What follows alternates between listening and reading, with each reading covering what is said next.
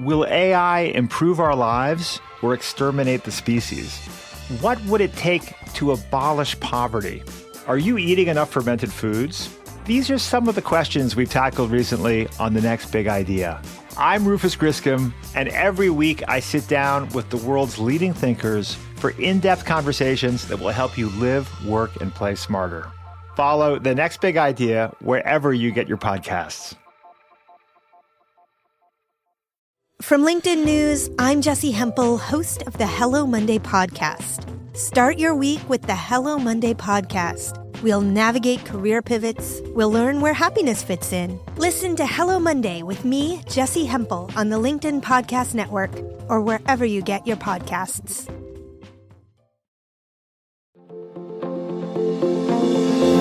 Hello, my friends, and welcome to another exciting episode of Negotiate Anything. This show is produced by the American Negotiation Institute, and with over 5 million downloads and listeners in over 180 countries, listeners just like you have made this the #1 negotiation podcast in the world. Hi, my name is Kwame Christian, and I am the founder and CEO of the American Negotiation Institute. Here at ANI, we believe that the best things in life are on the other side of difficult conversations, and we are passionate about providing you with the best content that will help you to make your difficult conversations easier, both at work and at home. Lastly, I want to remind you that we offer consulting and conduct trainings, both virtually and in person, all around the world. Our focus is in 3 main areas. First, negotiation and conflict resolution. Second, leadership. And lastly, diversity, equity, and inclusion. Check the link in the description below to learn more about how we could work with you and your team. And now, without further ado, let's jump into the interview.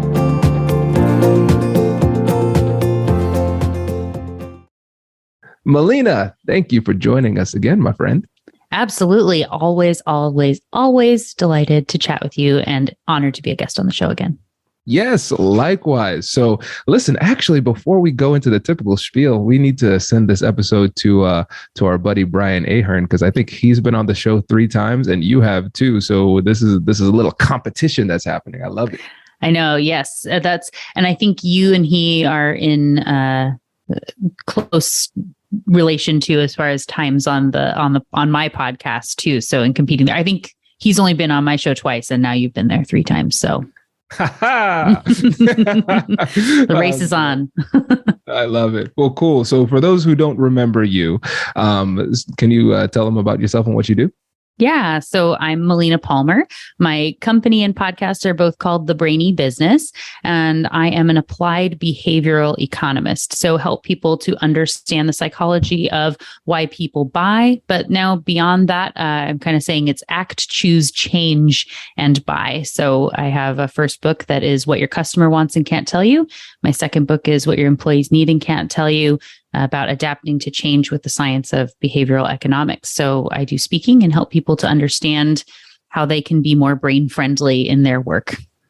Listen, here at the American Negotiation Institute with the Negotiate Anything podcast, our listeners are very pro-brain. We love to be brain friendly. Okay. So you're in the right place, Melina. I love it. For sure. Yeah. So everybody, I know that was a soft shout out, but I'm going to be a little bit more, bold on behalf of my friend here. So Melina has a new book coming out. All right. And I want you all to support it. There's a link in the description. So make sure you check this out. And that's what this whole episode is about. Just really exploring some of the brainy goodness that is in there and really making it enticing for you all to get out there and buy it. So Melina, tell us about this newest book. Yeah. So this book was one. So it's What Your Employees Need and Can't Tell You, like I said. And it really is all about understanding the brain and how it really reacts to change and talking about bias. We just spoke yesterday, Kwame, right, where I was interviewing you about your new book for my show. And I was talking about how in the book, I talk about how there's a bias about biases, but we can't be unbiased. So understanding how the brain makes decisions and being able to navigate those waters more effectively to know where you can leverage those biases to be helpful for you, or where you need to sidestep some and have some of that awareness is really what the book is about. It's about helping people to better lead others through change, whether they're people who report to to you on a team, or arguably even more difficult if you're having to influence people who don't report to you, so they have no incentive to do what it is that you want, which is a lot more difficult and often more important when we're trying to have that influence in our organizations. Yeah, absolutely. This is really great. And now for the person who's out there in the workforce, why write this book now? Well, and I felt this was so important that I started writing this book when I had a 3-month-old at home. And so, as you know, it was just the time that I knew that people are dealing with change so much. And it's an aspect of business that isn't going away, and it shouldn't. But the problem is the way that we think about change is wrong, I guess, in the way that you think about change in an organization, and we like to think that it's just the really big stuff. It's a merger. We have to think about this when we're changing our core processing systems, or we're moving locations, we're rebranding. That's the change that matters and we need to ramp up for. And all those other little things just aren't that important, and we don't put enough thought toward them. But the brain thinks and acts in micro decisions. So the average person makes 35,000 decisions every single day. 35,000 decisions on average that we make every day, every person. And you think about, half of that being work stuff. So when you look at all these little, I talk about it in the book as like snowflakes of change, right? So everything is piling in on this kind of snowball, or a tundra of past bad decisions, of choices maybe, but the subconscious brain is making all those decisions every single day. And if we can make it a little bit easier and work with it, so things are piling in, in the right way to get that snowball rolling, it's going to be working to our advantage. So you need to be looking at those micro moments, those micro change opportunities to help make it so that change is easier, instead of saying, it's like get people on board with change is like one item on a to-do list. No, that doesn't work.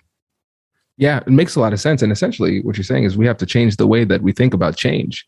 Once we get a better understanding of the cognitive processes that happen behind the scenes, like beneath the surface, then we can have a better understanding of how to manage change more effectively.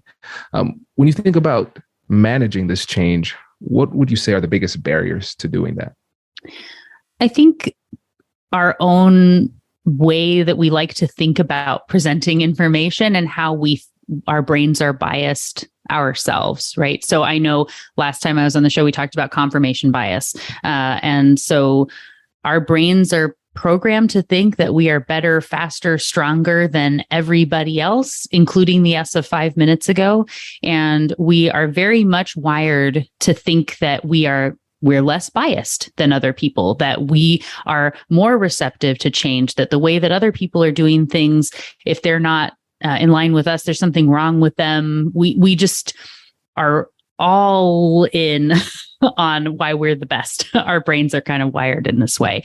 So understanding that there's a lot more out there, and I know you talk about this all the time, which is of course why we get along so well. But in the way that you go into any sort of change conversation, people tend to look for the way that they're going to win and convince that other person to be on the right team, right? Get on board as quickly as you can with as little resistance as possible. And anybody who tries to rock the boat or asks questions needs to get out, right? You don't belong here. And for one, change is difficult for people, yes, but it doesn't have to be that hard. And you want to have people excited about the change. Change doesn't have to be presented in this way that's saying, oh man, I know it just came down from the higher up, so don't shoot the messenger here, but we're going to have to be getting on board with this real quick. I need everybody to rally for this new initiative coming, right? That's really set everybody up to feel like this is a terrible idea. Like you've made it so much harder when it doesn't have to be, just in the way that you frame the information. So, change is really about how the information is presented to people, not typically in the change itself. Does your company invest in professional development training? If you believe that your team would benefit from a negotiation workshop, all you need to do is go to our website, fill out the workshop request form, and then we'll set up a time to chat. These workshops are completely customizable, and we've done them all around the country. Negotiation and conflict resolution skills are beneficial across all professions, but they're especially useful in procurement, purchasing, sales, sourcing, and contract management. Our calendar is filling up quickly, and we even have some workshops scheduled for next year. If you think you might want one, I'd suggest reaching out soon so you don't miss out.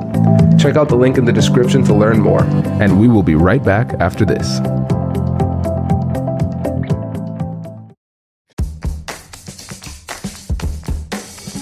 Hey you, I'm Andrew Seaman. Do you want a new job? Or do you want to move forward in your career? Well, you should listen to my weekly show called Get Hired with Andrew Seaman. We talk about it all, and it's waiting for you, yes you, wherever you get your podcasts. Brace the rudders! Raise the sails! Raise the sails! Captain, an unidentified ship is approaching. Over. Roger. Wait, is that an enterprise sales solution? Reach sales professionals, not professional sailors. With LinkedIn ads, you can target the right people by industry, job title, and more. We'll even give you a $100 credit on your next campaign. Get started today at linkedin.com/marketer. Terms and conditions apply. Yeah, that's really interesting because we talked earlier about how there's a bias against bias, but it seems like there is a bias about change where change has to be bad. And then it's almost like if you have that mentality and you go into the conversation with that mentality, it's going to bias the way that you communicate the message, and it turns into a self-fulfilling prophecy. Yeah, absolutely. And if you go in, so I like to give the example of moving a desk, right? So change doesn't have to be, even though I'm a behavioral economist, money doesn't have to be exchanging hands for this to all come into play. When it comes to change, I use the same model as I do for pricing strategy, because you are still needing someone to buy in on whatever idea you're selling them on, right? They need to take an action, and we're constantly pitching for something, right?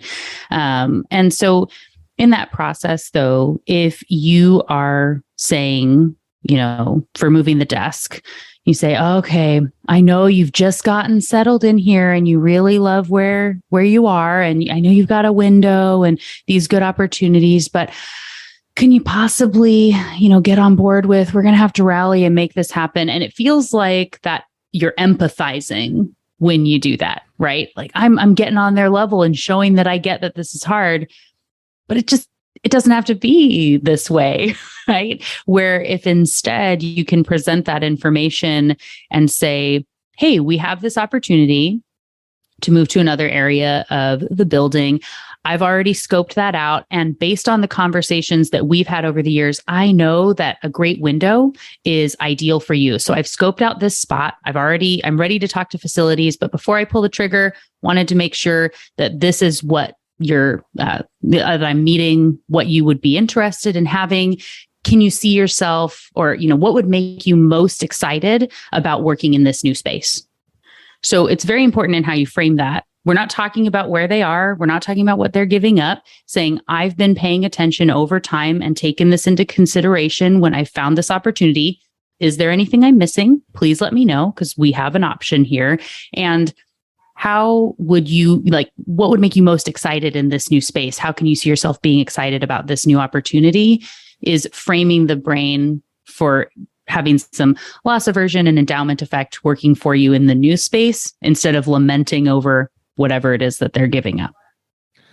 This is so good. So listeners, what I'm going to do is I'm going to pretend like I'm a sports commentator. What we're going to do real quick is we're going to rewind and we're going to do this in slow motion because Melina just dropped some bombs. There were a lot of nuances there that we might have missed. So one thing that you did when you gave the example of how not to ask is that it sounded like a concession already. It sounded like you were losing already. Either the voice, like you said, you were empathizing or sympathizing, and you were almost like bracing for impact as you said that. And so you're triggering the other person, they're saying to themselves, Melina is clearly signaling that something's very wrong. And so that's where their mind is going. And so just understanding the tone and the delivery, that by itself is persuasive. And then when I think back to another classic book, Thinking Fast and Slow, we talk about essentially attention can be like a spotlight. And so when we are asking questions, what we're doing is we are guiding their attentional spotlight to focus on different things. And so you asked a really great open-ended question: what would make you the most excited? And so what we're doing is we're guiding that attentional spotlight, and the answers that they can give in that situation are focused on the positive. So you're starting that interaction with a positive momentum moving in the right direction, versus the first example, which made me cringe. So I'm glad that you used that example. It's really good. Yeah, definitely. And like you said, there's lots of nuance in there. And within the book, I talk through, there's a part one is essentially understanding the brain a little bit better, things like the 35,000 decisions, many others talking about how the brain really works. So then understanding change and what management is about and all that. Part two is getting into some very specific work scenarios that are then looking at bias and at some of the concepts of behavioral economics that can be leveraged to overcome some of those. So people saying things like, he always meets his goals, just do what he does. Like talking about all the reasons why that is not a great approach to things. And also, 2 weeks or 3 weeks, we'll have it in 2, that sort of thing that we hear all the time. And it doesn't have to be this way. So walking through 9 of those scenarios that are broken into kind of a flow of a brain process, and then merging it together in my framework, which is called It's Not About the Cookie, in the way that you present that information and bring it all together. And throughout the whole book, I mix in little, what I call micro shift moments, little tiny things that you could go do something now to kind of get that little treat along the way, a little something that you can change that helps you get a little bit of success as you go. So an example of one of those, because I expect that you might have been asking what would be coming, would be, think about, have you ever, and for everyone who has this as part of their email signature, know that no shame. It was a suggested thing, I think, for a long time from some of the phone companies. But there's the please excuse any typos sent from my phone thing that comes out there, right? So if we think about the message that this is actually sending to people, it's intended to be very generous and thoughtful and saying, hey, sorry about this. But what you're actually saying is, hey, I'm too busy and important to proofread my email before I sent it to you. That's your job. And forgive me for any mistakes I made. That's on you. Yikes. So right. You are so right. And even if people can't articulate that they feel that way, it's in every single email. So my argument here becomes 1, everyone who has that, hit pause right now, update that setting. You can change it. Let's get rid of that. If the email doesn't justify you going back and taking the time to proofread it, there's a question of if I even need to be sending it right now, right? Do I need to send this information? And is this the best way to be sending it? So my podcast always ends with me saying to be thoughtful. That's how I end my emails. That's my email signature. And really, one of the big tips in the book is looking at the communication that we send, being more thoughtful about why you're sending it, what you're trying to achieve, who you're sending it to, where they are, where you're looking for them to go, and being more thoughtful and intentional with the communication that you have so we can have less and it will be more effective. I love that. This is really, really good. And yes, I remember those email signatures, highly problematic, but I'm glad that you are championing the cause for good here. Yes. And I know when it comes to writing books, this is your second book, right?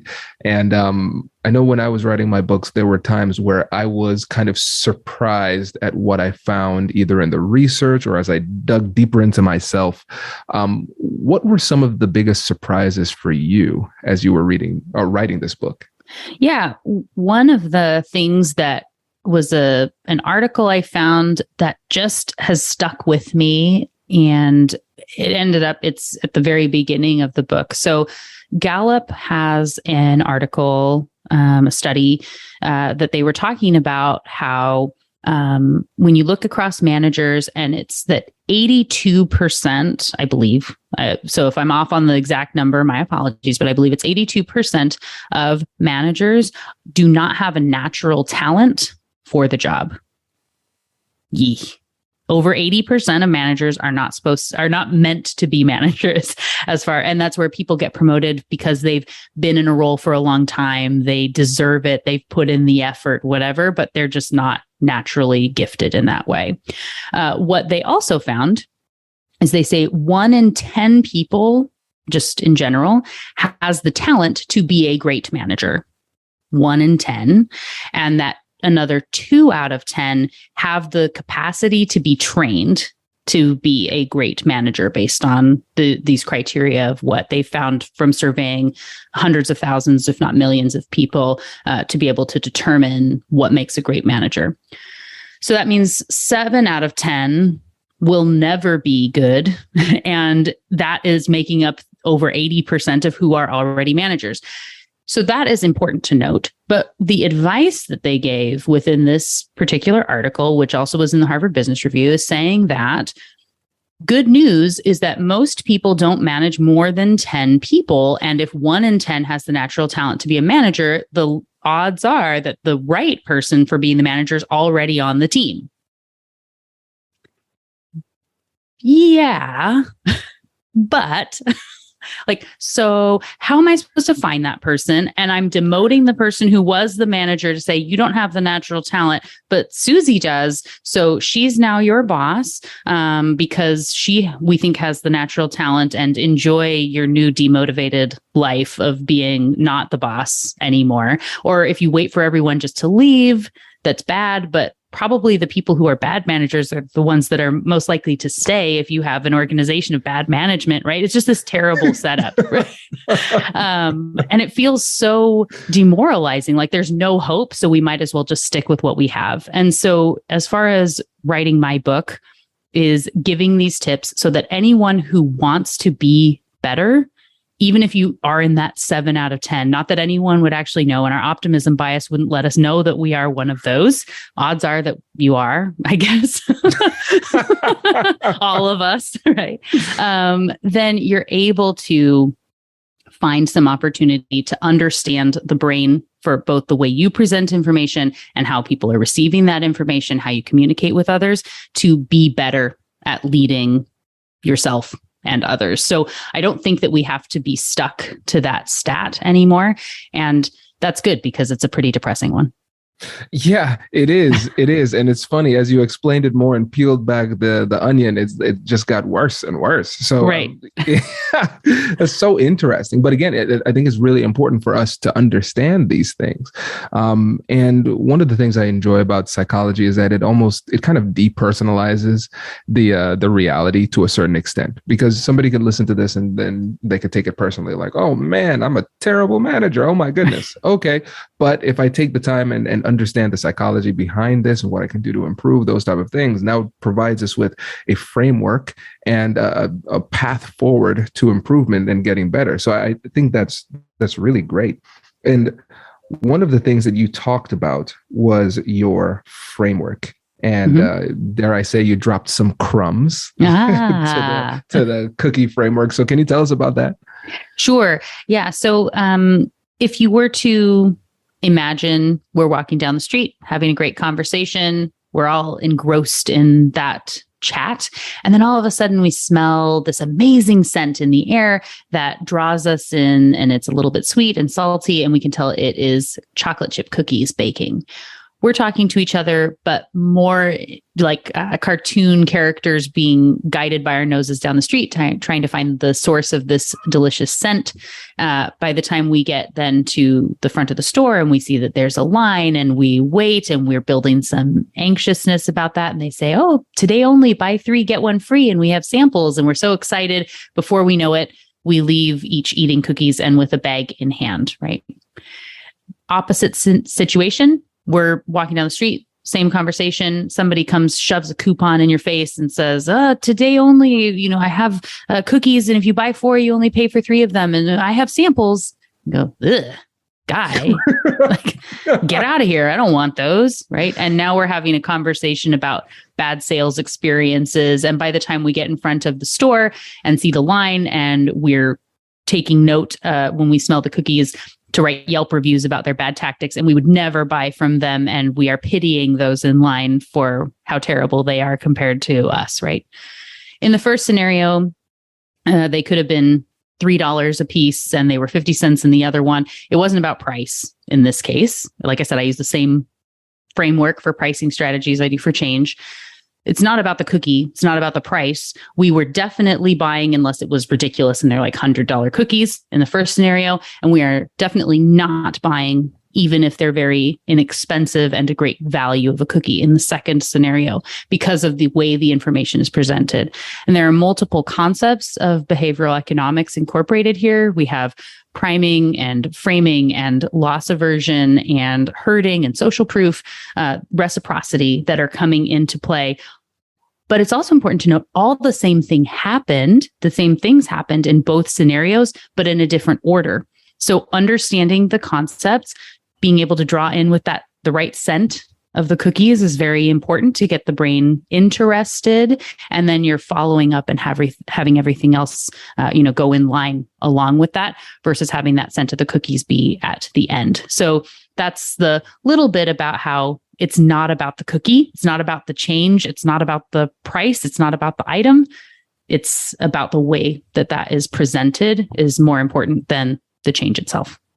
This is great. And let me tell you, I think you have a future in the cookie lobby, because now I want a cookie. I might DoorDash some crumble cookies right now. Yes, this is great. This is great. Yeah. And I know, Melina, we could talk forever, and we know that to be true because we have tested. We often do. Yes. And so let's leave the listeners wanting more here. So let the listeners know again about your new book and how they can get in touch with you. Absolutely. So the new book is What Your Employees Need and Can't Tell You. Depending on when this comes out, it's already on pre-sale. It has been for a while. So definitely that, but it might be available as it comes out October 11th of 2022. And it's where books are sold, right? Amazon, Barnes & Noble, Target. You can find it. You can also go to thebrainybusiness.com to find more about me, my books, my podcast, also The Brainy Business. And you can find me on the socials as The Brainy Biz, B-I-Z. Awesome. Melina, thank you so much. Really appreciate it. Yeah, thanks for having me. Congratulations! You've just joined an elite club. By listening to a full episode, you're now officially on the Negotiate Anything team. So welcome aboard. What most team members do is they subscribe to the podcast because that allows them to automatically get the latest episodes of the show. The best things in life lie on the other side of difficult conversations. Keep learning, keep practicing, and keep getting better. Your relationships will improve, your career will soar, and you'll have the confidence you need to get the most out of these crucial conversations. Again, thank you for joining the team. We're excited to have you, and I will see you in the next episode. I'll catch you later.